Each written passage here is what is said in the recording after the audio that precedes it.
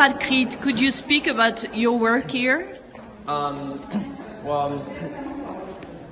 made this piece came from a piece called Garden that I made 2 years ago that was sort of like a garden that accompanied a video call with history in a room filled with people with funny names 4. And in the Arsenale right now, I'm showing no history in a room filled with people with funny names 5, which is comes right after. So the idea about the garden is usually I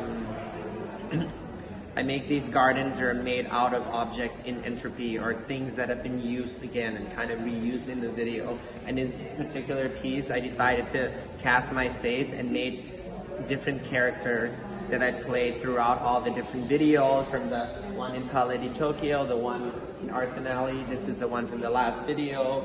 And it's sort of like the idea of these different bodies, these different characters that I've kind of played, but coming together, like being left in this garden.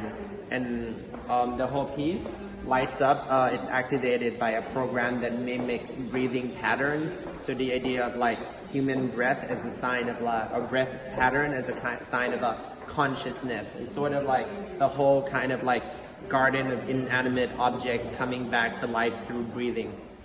Yes, but most of your work is more about apocalypse than about life, right? In a way. I think so. I think it's about more like imagining a place after like a place where like signs where maybe like the human body cease to exist, and then imagine in which ways this humanness, you know, like in which way this consciousness and like the qualities of human beings and humanness kind of stays afterwards. You know, it's sort of like. But what is afterwards?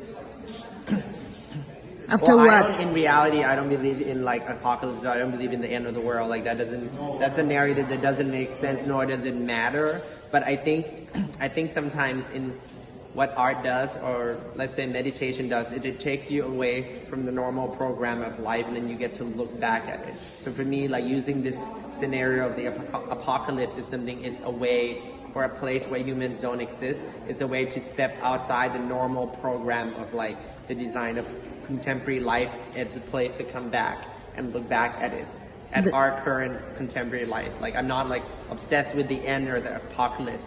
I just think it's a nice like fictional dimension to go to come and look back at what really matters to us and what makes us beyond the standard like status quo, like our bodies, you know, like. Okay. Merci. Let's see.